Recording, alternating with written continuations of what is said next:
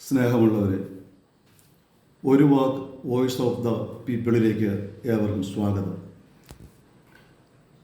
ഞാനെന്ന കോൺഗ്രസ് പ്രസ്ഥാനത്തെക്കുറിച്ച്, അതിൻ്റെ ഉത്ഭവത്തെക്കുറിച്ച് രണ്ട് വാക്ക് പറഞ്ഞാലോ എന്നാലോചിക്കുക.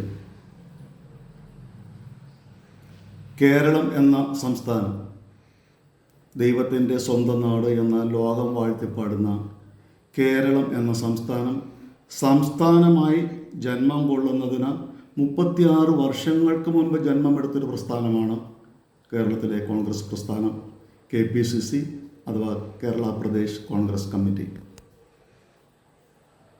1920 ഡിസംബറിൽ നാഗ്പൂരിൽ നടന്ന അഖിലേന്ത്യാ കോൺഗ്രസ് സമ്മേളനത്തിൽ വെച്ചാണ് കോൺഗ്രസ്സിന് പ്രാദേശിക അടിസ്ഥാനത്തിൽ, ഭാഷയുടെ അടിസ്ഥാനത്തിൽ പ്രദേശ് കോൺഗ്രസ് കമ്മിറ്റികൾക്ക് രൂപം കൊടുക്കണമെന്ന ഒരു തീരുമാനം വന്നത്.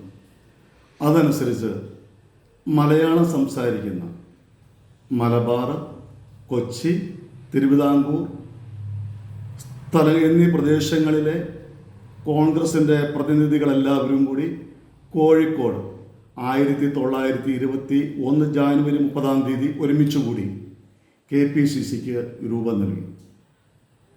അന്ന് KPCCക്ക് സെക്രട്ടറിയായി തിരഞ്ഞെടുക്കപ്പെട്ടത് മഞ്ചേരിക്കാരനായ ശ്രീ K. മാധവൻ നായർ സാറായിരുന്നു. ഏകകണ്ഠമായിരുന്നു തിരഞ്ഞെടുപ്പെന്നാണ് ഞാൻ കേട്ടിട്ടുള്ളത്.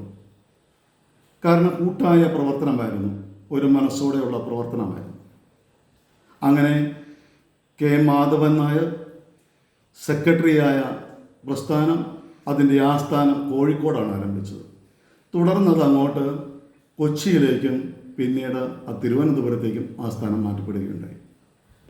1924 KPCCക്ക്, കേരള പ്രദേശ് കോൺഗ്രസ് കമ്മിറ്റിക്ക് ഒരു പ്രസിഡന്റ് വേണം എന്ന തീരുമാനമുണ്ടായപ്പോൾ അവിടേക്കും ആ സ്ഥാനത്തേക്കും ശ്രീ K. മാധവൻ നായർ ഏകകണ്ഠമായി തിരഞ്ഞെടുക്കപ്പെട്ടു. ആദ്യത്തെ KPCC അധ്യക്ഷനായി.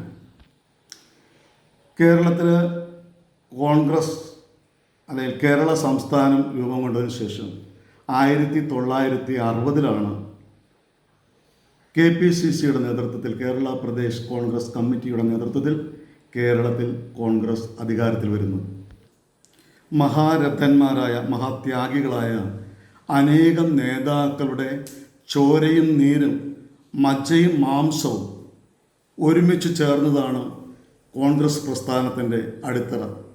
അതായത് സിമൻറ്റും മണലും മെറ്റലും കൂട്ടിക്കുഴച്ച് ഒരുമിച്ച് ചേരുന്നത് പോലെ പഴയ ഈ പ്രസ്ഥാനത്തിൻ്റെ ആരംഭത്തിലുള്ളവർ ഈ പ്രസ്ഥാനത്തെ കോർത്തിണക്കി മുന്നോട്ട് കൊണ്ടുപോയതിൻ്റെ പരിണത ഫലമാണ്, അതിൻ്റെ പൂർണ്ണതയാണ് കോൺഗ്രസ് പ്രസ്ഥാനത്തിൻ്റെ അടിത്തറയും അതിൻ്റെ വളർച്ചയും ഈ മഹാരഥന്മാരുടെ ത്യാഗനിർഭരമായ ജീവിതത്തിൻ്റെ പരിണിത ഫലമാണ്.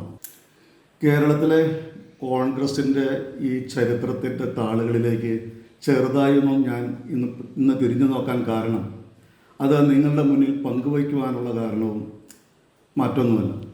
വളരെ രസകരം എന്ന് നമുക്ക് തോന്നിപ്പിക്കുന്ന, എന്നാൽ ഒട്ടും ആശാസ്യകരമല്ലാത്ത, സന്തോഷം ജനിപ്പിക്കാത്ത ഒരു വാർത്ത ഞാനിന്ന് TV-യിലൂടെ, ദൃശ്യമാധ്യമങ്ങളിലൂടെ ഞാൻ കാണുകയും കേൾക്കുകയുണ്ടായി. KPCCയുടെ, കേരളത്തിൻ്റെ തലസ്ഥാനമായ തിരുവനന്തപുരത്തിൻ്റെ DCCയുടെ അധ്യക്ഷൻ ശ്രീ പാലോട് രവി, അദ്ദേഹത്തിൻ്റെ ഒരു ടെലിഫോൺ സംഭാഷണം ഇന്ന് പുറത്തേക്ക് ഒഴുകുകയുണ്ട്. കേരളത്തിലെ കോൺഗ്രസ് എടുക്കാച്ചരക്കായി മാറിക്കഴിഞ്ഞു. അടുത്ത ത്രിതല പഞ്ചായത്തിൽ കേരളത്തിലെ കോൺഗ്രസ് 3ാം സ്ഥാനത്തേക്ക് പിന്തള്ളപ്പെടും. വരാൻ പോകുന്ന നിയമസഭാ തെരഞ്ഞെടുപ്പും പിന്നീടുണ്ടാകാൻ പോകുന്ന പാർലമെൻറ്റ് തെരഞ്ഞെടുപ്പും കൂടെ കഴിയുമ്പോൾ കോൺഗ്രസ് പ്രസ്ഥാനം പൂർണ്ണമായും നാമാവശേഷമാകും എന്ന ധ്വനിപ്പിക്കുന്ന രീതിയിലുള്ള ശ്രീ പാലോട് രവിയുടെ സംഭാഷണം എന്നെ വല്ലാതൊന്ന് ചിന്തിപ്പിച്ചതിൻ്റെ പശ്ചാത്തലത്തിലാണ് ഞാൻ ചരിത്രത്തിൻ്റെ താളുകൾ, കോൺഗ്രസിൻ്റെ ചരിത്രത്തിൻ്റെ താളുകൾ തേടിപ്പോയത്. സ്നേഹമുള്ളവരെ, ഒത്തിരിയേറെ മഹാരഥന്മാർ അവരുടെ ത്യാഗനിർഭരമായ ജീവിതത്തിൻ്റെ പരിണത ഫലത്തിൽ അടിത്തറയിൽ കെട്ടിപ്പൊക്കിയ കേരള പ്രദേശ് കോൺഗ്രസ് കമ്മിറ്റി എന്ന പ്രസ്ഥാനത്തെ മുച്ചൂടും പിടിച്ചു കുലുക്കുന്ന രീതിയിലുള്ള ഒരു ഭാഷ്യമായി പോയി പാലോട് രവിയിൽ നിന്ന് വന്നത്. എന്നാൽ അദ്ദേഹത്തെ കുറ്റപ്പെടുത്താൻ ഞാനാണല്ല. കാരണം ഇന്നത്തെ കോൺഗ്രസ് നേതാക്കൾ, ഞാൻ അഖിലേന്ത്യാ തലത്തിലേക്കൊന്നും ഞാൻ ചിന്തിക്കുന്നില്ല, ഞാൻ എൻ്റെ നാട്ടിലേക്ക് ഞാൻ ചിന്തിക്കുന്നത്, ഈ കേരളത്തിലെ കോൺഗ്രസ് നേതാക്കൾ ഈ പാലോട് രവിയുടെ ഭാഷകൾ വെച്ച് ട്രോളുകയോ തോണ്ടുകയോ കുറ്റപ്പെടുത്തുകയോ ശിക്ഷിക്കുകയോ ചെയ്യുന്നതിൽ അർത്ഥമില്ല. ഉള്ളിൽ നിന്നാണ് വാക്കുകൾ പുറത്തേക്ക് വരിക. ഉള്ളിൽ നിറഞ്ഞു നിന്ന് ഉള്ളിൽ ഉൾക്കൊള്ളാൻ സാധിക്കാതെ വരുമ്പോൾ അത് വാക്കുകളായി പുറത്തേക്ക് വരുന്നു. അങ്ങനെയല്ലേ? കഴിച്ച ഭക്ഷണം ദഹിക്കാതെ വരുമ്പോൾ അത് വൊമിറ്റ് ചെയ്തു പോകുന്നത് പോലെയാണ്.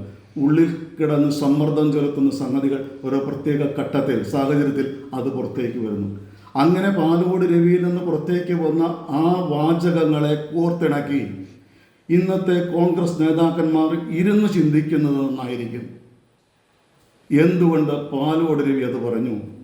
എത്രയോ കോൺഗ്രസ്സുകാരും കോൺഗ്രസ് പ്രസ്ഥാനത്തെ സ്നേഹിക്കുന്നവരും പറയാൻ ആഗ്രഹിച്ചിരുന്ന വാക്കുകൾ അത് പാലോട് രവിയിൽ നിന്ന് വന്നപ്പോൾ മിക്കവാറും രണ്ട് കൈ നീട്ടി സ്വീകരിച്ചവരായിരിക്കും പ്രസ്ഥാനത്തെ സ്നേഹിക്കുന്നവർ.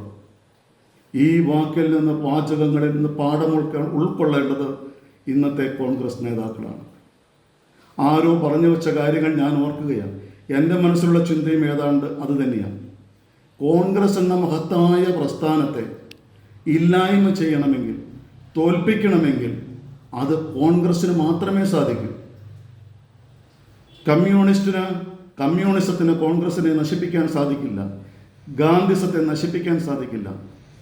കോൺഗ്രസ്സിലെ തമ്മിത്തല്ലും കുതികാൽ വിട്ടും തൊഴുത്തിൽ കുത്തും അധികാരാസക്തിയും ആസക്തമായ നിങ്ങളുടെ മനോഭാവങ്ങളും മറ്റൊരാൾ വളർന്നു വരുന്നതിന് ഒരു വിധത്തിലും ഉൾക്കൊള്ളാൻ വയ്യാത്ത നിങ്ങളുടെ മാനസികാവസ്ഥയും അതേ പ്രിയപ്പെട്ട കോൺഗ്രസ്സുകാരെ, അനേകർ നെഞ്ചിലേറ്റിയ ഭാരതാംബയ്ക്ക് സ്വാതന്ത്ര്യം നേടിക്കൊടുത്ത ആ പ്രസ്ഥാനത്തെ ഇല്ലായ്മ ചെയ്യാൻ ഒരു കാരണവശാലും നിങ്ങൾ തുനിയരുത് എന്ന് മാത്രമാണ് എനിക്ക് നിങ്ങളോട് പറയുവാനുള്ളത്. വളരെ സ്നേഹത്തോടെ, വളരെ വിനയത്തോടെ ഞാൻ നിങ്ങളോട് അപേക്ഷിക്കുകയാണ്. ഈ പ്രസ്ഥാനം ഈ നാടിന് ആവശ്യമാണ്. ആവശ്യമാണ്. ഇത് നശിക്കാൻ നിങ്ങളുടെ നേതാക്കളുടെ ഉള്ളിലെ ഈഗോ, നിങ്ങളുടെ ആസക്തികൾ, അധികാരത്തോടുള്ള ആസക്തി, സമ്പാദിക്കാനുള്ള ആസക്തി, കുന്നുകൂട്ടാനുള്ള ആസക്തി, ഇതെല്ലാം നിങ്ങൾ മാറ്റിവെച്ചുകൊണ്ട് പ്രസ്ഥാനത്തെ ചങ്കോട് ചേർത്ത് ത്യാഗി വര്യന്മാർ ചോരയും നീരുമൊഴുക്കി വളർത്തിയ പ്രസ്ഥാനത്തെ നല്ല രീതിയിൽ മുന്നോട്ട് കൊണ്ടുപോയി ഈ നാടിനെ രക്ഷിക്കണം എന്നഭ്യർത്ഥിച്ചുകൊണ്ട് ഒത്തിരി സ്നേഹത്തോടെ നിർത്തുന്നു. നന്ദി.